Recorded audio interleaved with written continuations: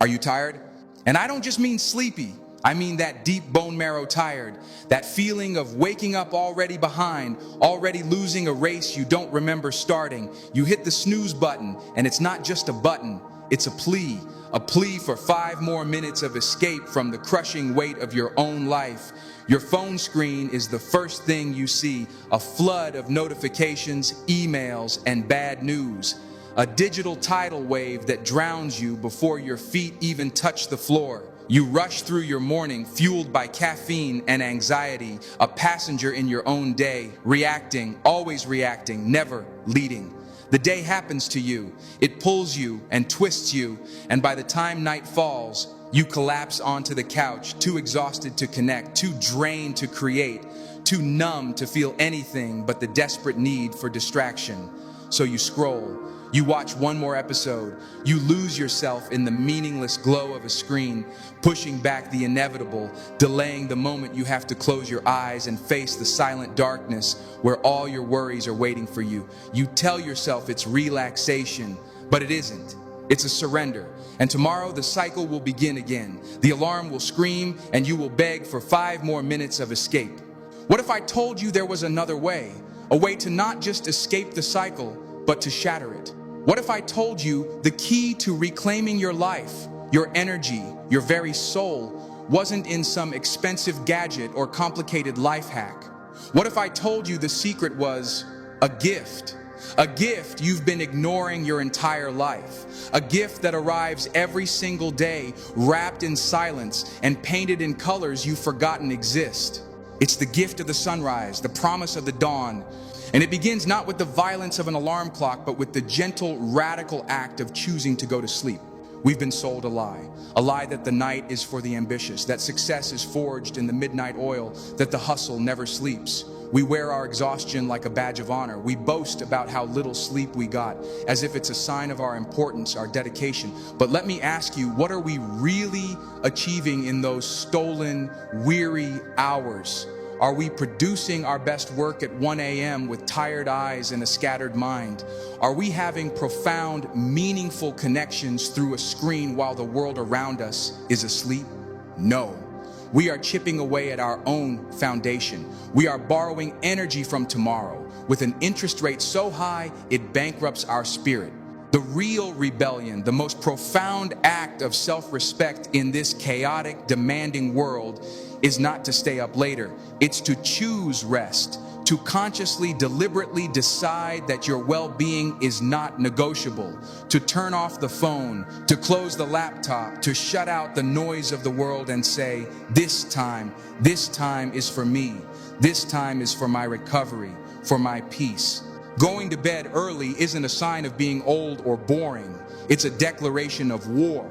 It's a war against mediocrity, a war against anxiety, a war against the feeling that your life is not your own. It is you, the warrior, sharpening your sword for the battle of tomorrow. Because the victory of your day is not won in the morning, it is won the night before. Think about it. Every living thing on this planet follows a rhythm. The tides ebb and flow. The seasons change. The flowers open to the sun and close in the darkness.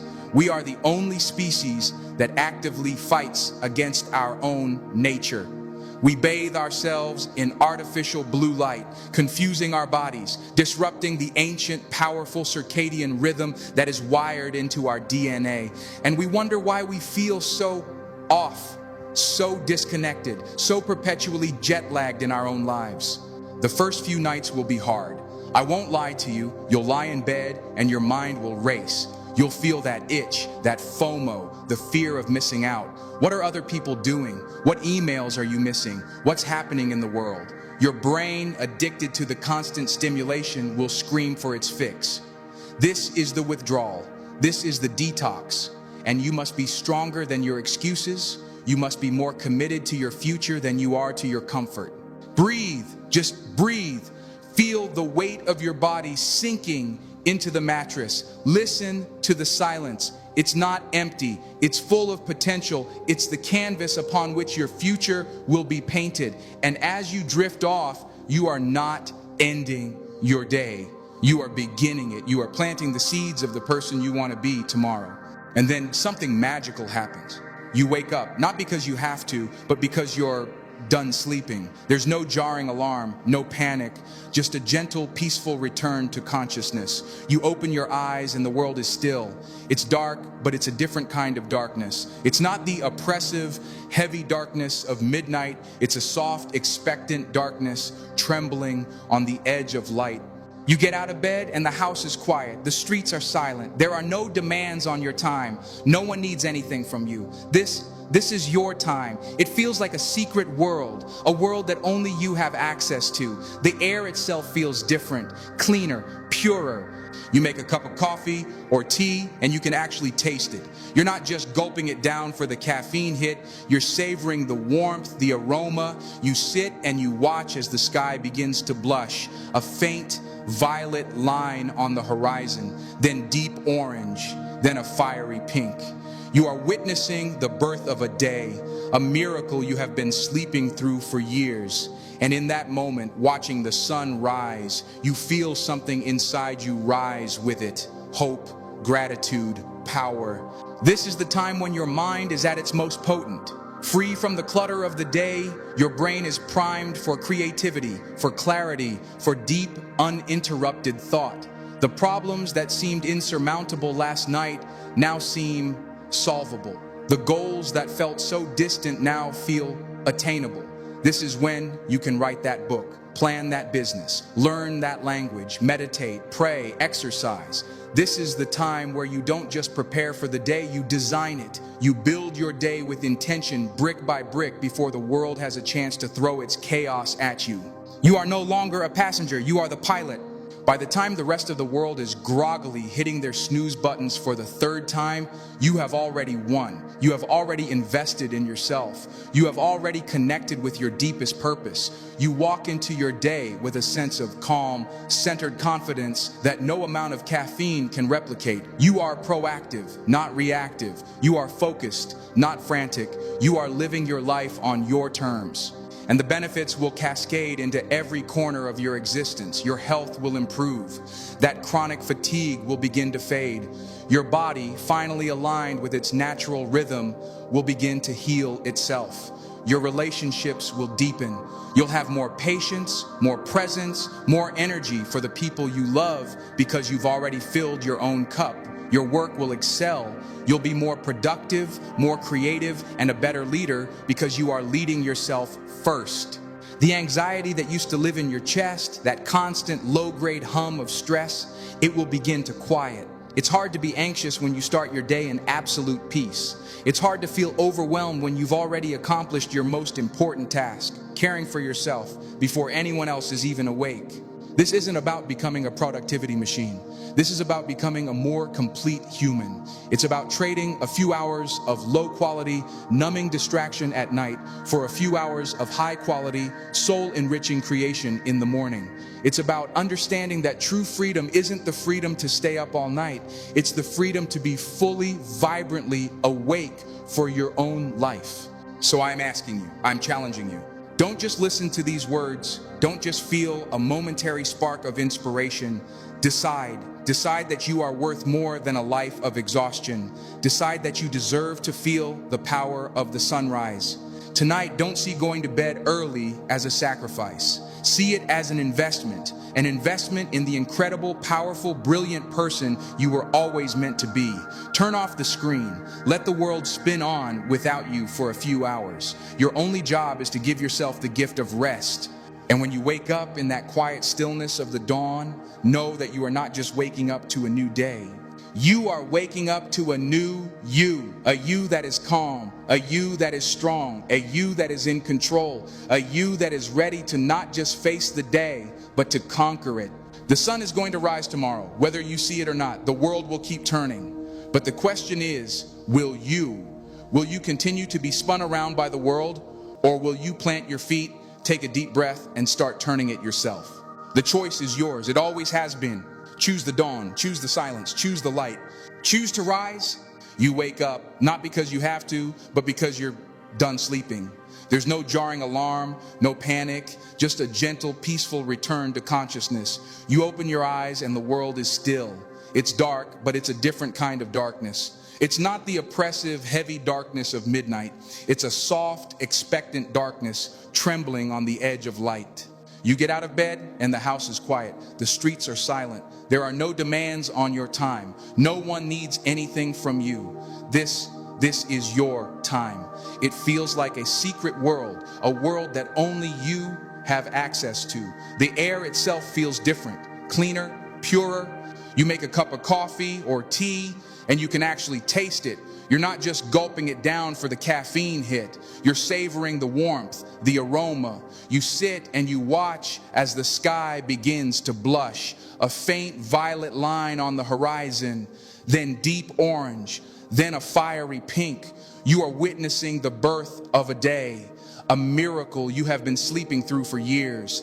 And in that moment, watching the sun rise, you feel something inside you rise with it. Hope, gratitude, power. This is the time when your mind is at its most potent. Free from the clutter of the day, your brain is primed for creativity, for clarity, for deep, uninterrupted thought. The problems that seemed insurmountable last night now seem solvable. The goals that felt so distant now feel attainable. This is when you can write that book, plan that business, learn that language, meditate, pray, exercise. This is the time where you don't just prepare for the day, you design it. You build your day with intention, brick by brick, before the world has a chance to throw its chaos at you. You are no longer a passenger, you are the pilot. By the time the rest of the world is groggily hitting their snooze buttons for the third time, you have already won. You have already invested in yourself. You have already connected with your deepest purpose. You walk into your day with a sense of calm, centered confidence that no amount of caffeine can replicate. You are proactive, not reactive. You are focused, not frantic. You are living your life on your terms. And the benefits will cascade into every corner of your existence. Your health will improve. That chronic fatigue will begin to fade. Your body, finally aligned with its natural rhythm, will begin to heal itself. Your relationships will deepen. You'll have more patience, more presence, more energy for the people you love because you've already filled your own cup. Your work will excel. You'll be more productive, more creative, and a better leader because you are leading yourself first. The anxiety that used to live in your chest, that constant low-grade hum of stress, it will begin to quiet. It's hard to be anxious when you start your day in absolute peace. It's hard to feel overwhelmed when you've already accomplished your most important task, caring for yourself before anyone else is even awake. This isn't about becoming a productivity machine. This is about becoming a more complete human. It's about trading a few hours of low-quality, numbing distraction at night for a few hours of high-quality, soul-enriching creation in the morning. It's about understanding that true freedom isn't the freedom to stay up all night. It's the freedom to be fully, vibrantly awake for your own life. So I am asking you, I am challenging you. Don't just listen to these words. Don't just feel a momentary spark of inspiration. Decide that you are worth more than a life of exhaustion. Decide that you deserve to feel the power of the sunrise. Tonight, don't see going to bed early as a sacrifice. See it as an investment in the incredible, powerful, brilliant person you were always meant to be. Turn off the screen. Let the world spin on without you for a few hours. Your only job is to give yourself the gift of rest. And when you wake up in that quiet stillness of the dawn, know that you are not just waking up to a new day. You are waking up to a new you. A you that is calm, a you that is strong, a you that is in control, a you that is ready to not just face the day, but to conquer it. The sun is going to rise tomorrow, whether you see it or not. The world will keep turning, but the question is, will you? Will you continue to be spun around by the world, or will you plant your feet, take a deep breath, and start turning it yourself? The choice is yours. It always has been. Choose the dawn, choose the silence, choose the light. Choose to rise. And then something magical happens. The real transformation begins, not on the first day, not on the second, but in the quiet consistency of the days that follow. That first morning, you feel the novelty. The second, you feel the potential. But by the 30th morning, it is no longer an act. It has become a part of who you are. Imagine this with me, truly imagine it. You are 3 weeks into this journey. You no longer need an alarm clock, not even as a backup. Your internal clock, your ancient, powerful, biological clock, is now so finely tuned that you wake up naturally at 5 a.m. every single day. The feeling is not one of grogginess, it's a feeling of completion, like you have finished a perfect restorative cycle. You stretch and your body doesn't ache with the stiffness of stressed, shallow sleep. It feels alive, ready. You walk to your window and you don't just see the pre-dawn sky, you feel it. You recognize its shades. You know the subtle difference between the deep indigo of 5 Zam and the soft periwinkle of 5:15. This world, this secret, silent world, it has become your sanctuary. It's your personal kingdom, and you are its sole ruler. And in this kingdom, you begin your sacred rituals. Maybe for you, it starts with a glass of water. Simple, isn't it? But it's not just water. It's a conscious act of hydrating your body, of thanking it for the incredible silent work it did all night, repairing, regenerating, preparing you for this very moment. You are not rushing. You are honoring. Then you sit, not in front of a screen, not with a phone in your hand. You sit in the silence. And at first, that silence might have felt deafening, but now it's music. In that silence, you can finally hear the one voice you've been drowning out for years. Your own, your intuition, your soul. What does it want? What does it truly need? The answers don't come in a lightning bolt. They come in whispers, gentle nudges, ideas that seem to bubble up from a deep, clear wellspring within you. You've been searching for answers from gurus, from books, from podcasts, desperately seeking a map for your life. But the map was never out there. The map has been inside you all along. The quiet of the morning is the special light you need to finally read it. And all of this has happened before 7 a.m., before the world has even asked a single thing of you. Think about the person who walks out of that morning. Think about the armor they are wearing. Not an armor of aggression, but an armor of peace, an armor of purpose, an armor of self-knowledge. When the first email notification finally dings, it doesn't send a jolt of anxiety through you. It's just a sound. It cannot touch the deep well of calm you have cultivated.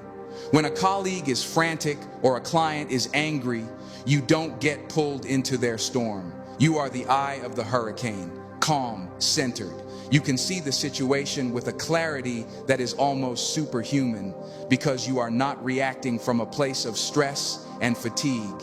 You are responding from a place of reserves. You have a surplus of energy, of patience, of wisdom that you cultivated in those sacred, silent hours. People will start to notice. They won't know your secret. They'll just say things like, "You seem different.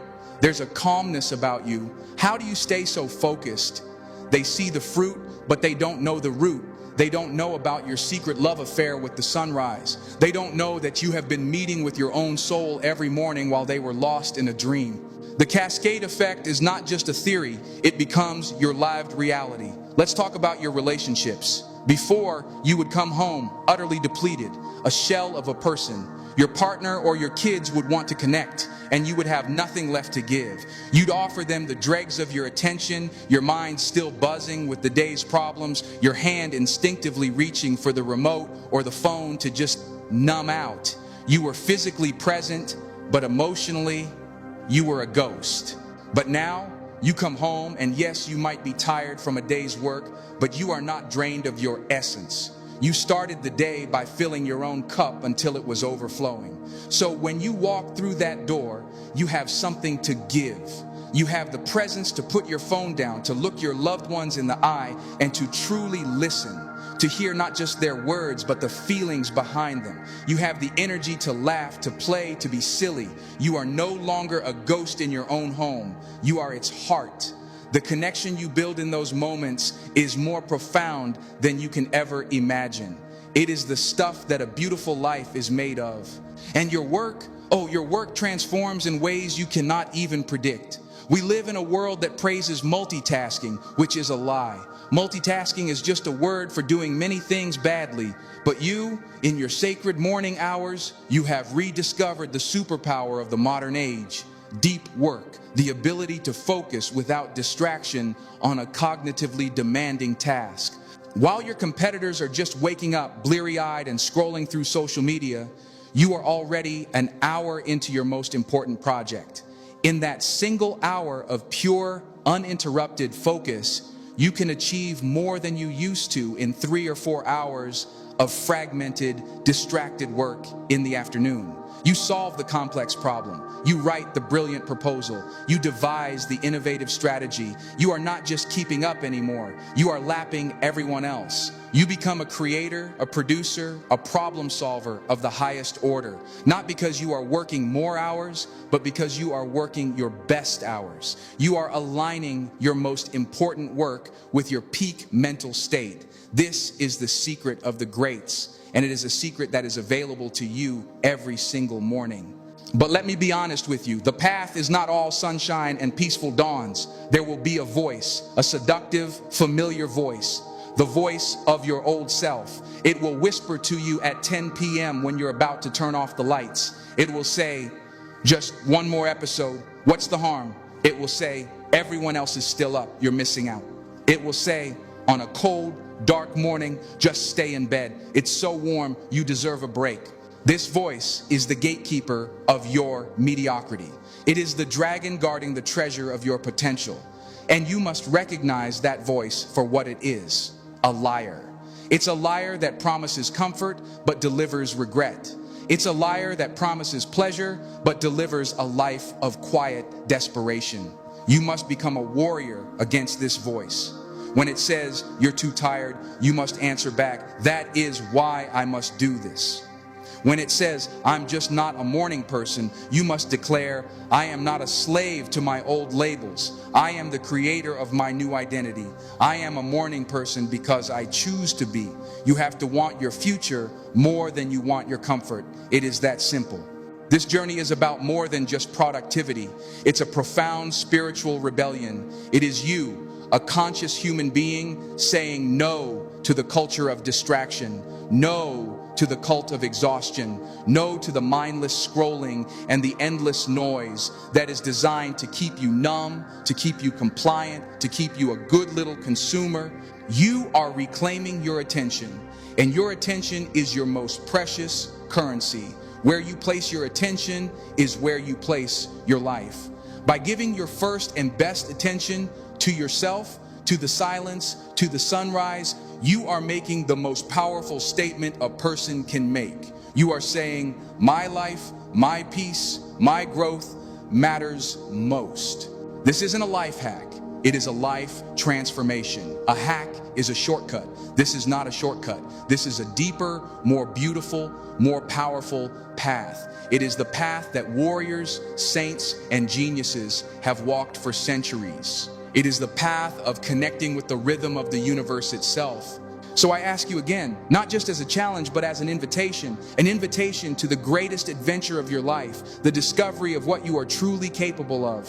What if you gave yourself this gift, not for a week, not for a month? What if you decided that this is who you are now? What if you committed to rising with the sun for the next year? Can you even imagine the person you would become? The strength you would build, the peace you would feel, the things you would create, the life you would design? Everything you want, the confidence, the success, the love, the peace of mind. It's not on the other side of a new job or a new relationship or more money. It's on the other side of a single, simple decision you make tonight. The decision to honor your need for rest. The decision to trade the cheap thrill of the midnight hour for the profound treasure of the dawn. Tonight, when you lay your head on that pillow, I want you to do so with a sense of sacred purpose. You are not just ending a day, you are initiating a ceremony, the ceremony of your own rebirth. You are closing the door on the tired, anxious, reactive person you used to be. And you are preparing to open the door to the strong, calm, and powerful person you are becoming. Let the world have its noise. Let it have its chaos and its late night glow. You are choosing something different, something real, something timeless. Choose rest, choose peace, choose the quiet darkness, because in that darkness you are gathering the strength you need to meet the light. And when you open your eyes in the stillness of the morning, just before the sun crests the horizon, take a deep breath and know this in the core of your being. The day does not happen to you. You happen to the day. The world is not your master. You are the master of your world. Now go. The dawn is waiting for you, and so is the rest of your life. Rise. But what happens after you rise? What happens when the initial burst of motivation fades and the cold reality of a 5 a.m. morning sets in? What happens when the dragon of mediocrity, that voice of comfort you thought you'd slain, comes creeping back into your life? This is where the real work begins. This is where you separate the dreamers from the doers, the tourists from the residents. Anyone can visit the land of the sunrise for a day or two, but to live there, to build your home there, that requires a different kind of strength. It requires not just passion, but grit. Let me tell you about the third week. The honeymoon is over. The novelty has worn off. Your body is still adjusting, and your mind is a battlefield. The old you, the comfortable snooze button hitting you, doesn't just die quietly. It fights back, and it fights dirty. It will whisper to you on a Tuesday night, "You've been so good, you've earned a break, just stay up and watch that movie. You can handle being a little tired tomorrow." It's a trap. It's the siren song of your former prison trying to lure you back into the cell. It promises comfort, but it delivers chains. You must see that voice for the enemy it is. It is the architect of the life you despise, and you must look it in the eye and say with a voice of thunder, "Not anymore." It will attack you on a Friday morning when the bed feels so warm and the world outside is so cold and dark. It will say, "It's the end of the week. What's the point? Just sleep in. Start again on Monday." A lie. It's the most dangerous lie of all, because the person you are on Friday morning determines the person you will be for the entire weekend. The discipline you show when it's hardest is the discipline that forges you. Every time you get out of that bed when you don't want to, you are casting a vote for the new you. You are putting another brick in the foundation of your fortress of self-respect. This is not a war you win with a single grand gesture. It is a war you win with 1,000 small victories day after day after day. It is the victory of putting your running shoes on when you'd rather stay on the couch. It is the victory of opening your journal when you'd rather scroll through the lives of others.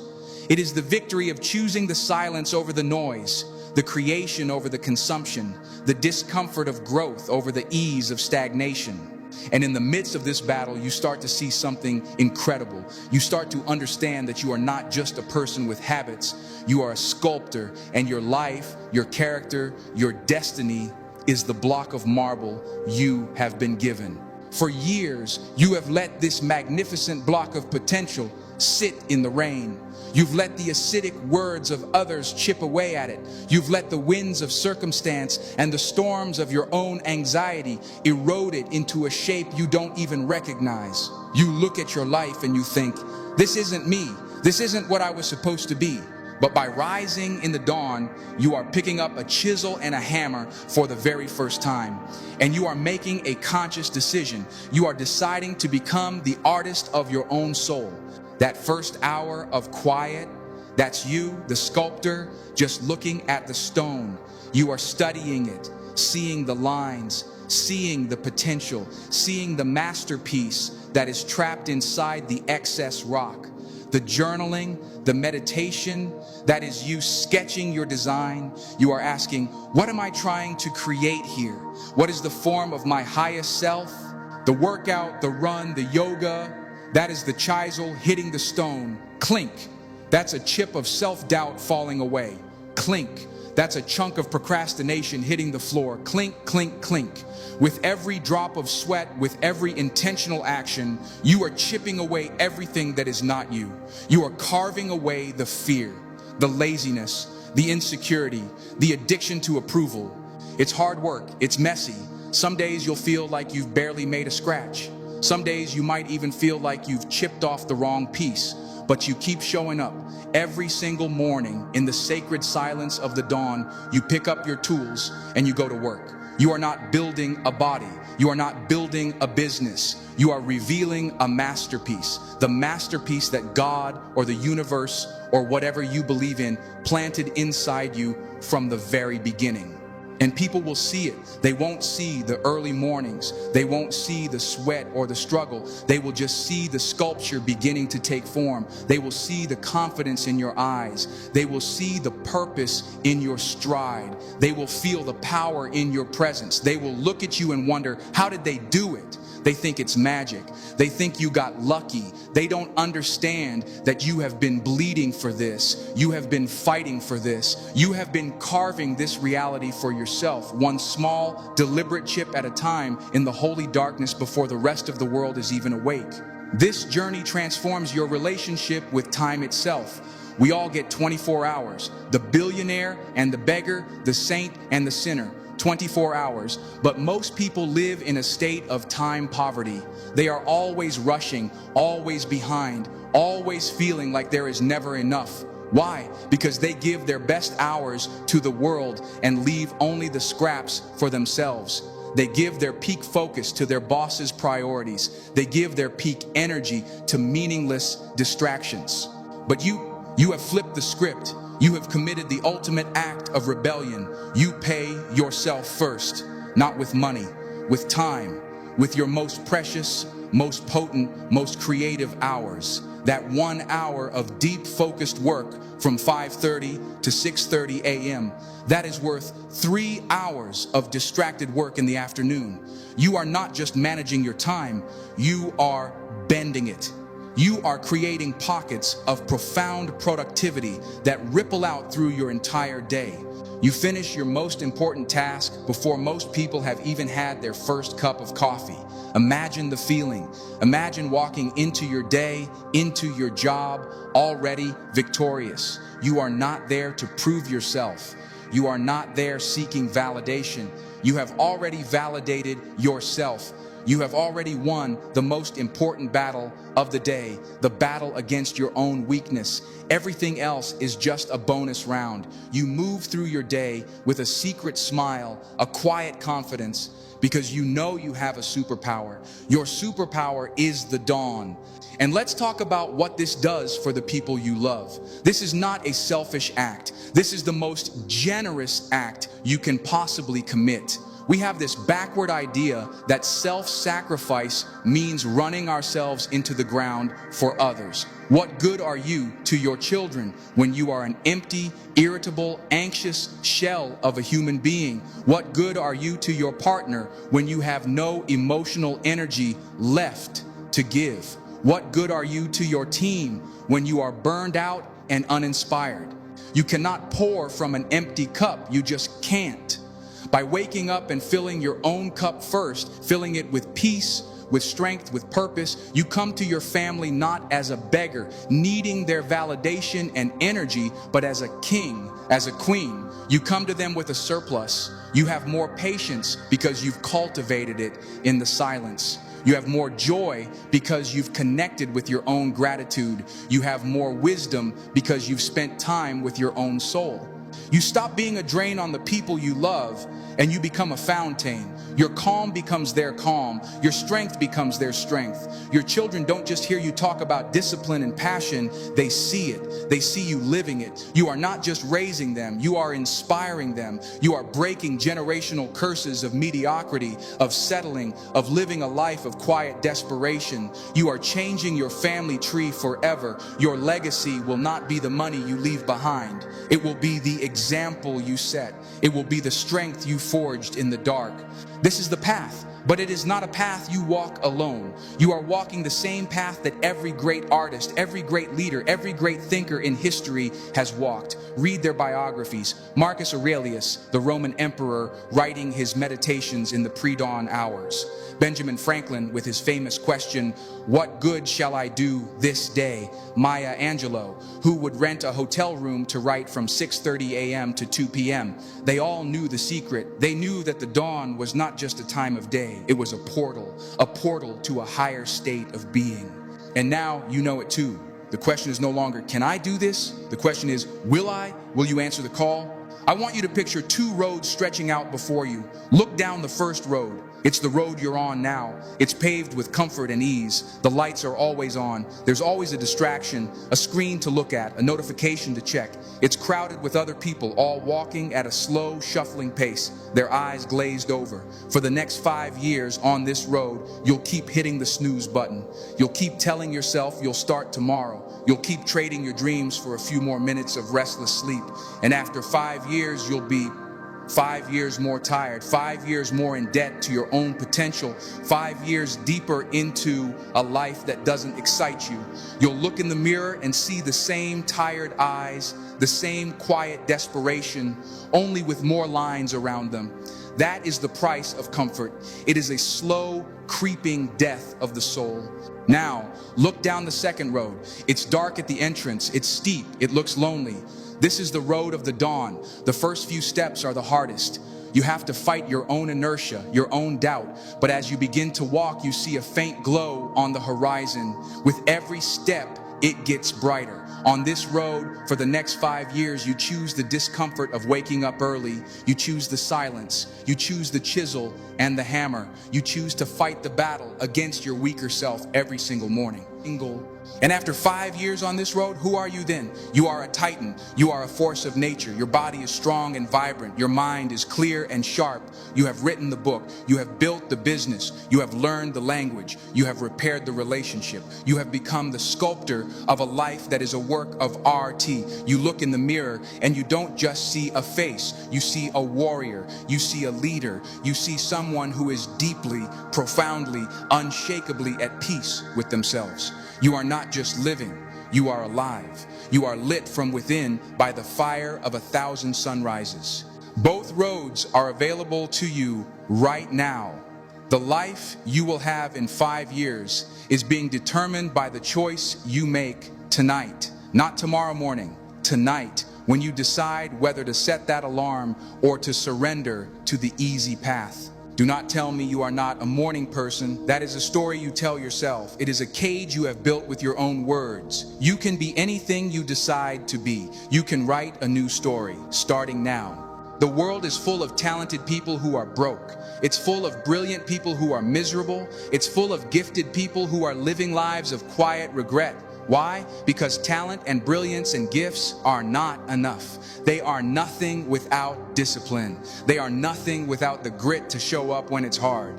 The sunrise is your training ground. It is your monastery. It is your boot camp for greatness. It will teach you the one lesson that matters more than any other, that you are more powerful than your excuses, that your will is stronger than your feelings, that your future is more important than your comfort.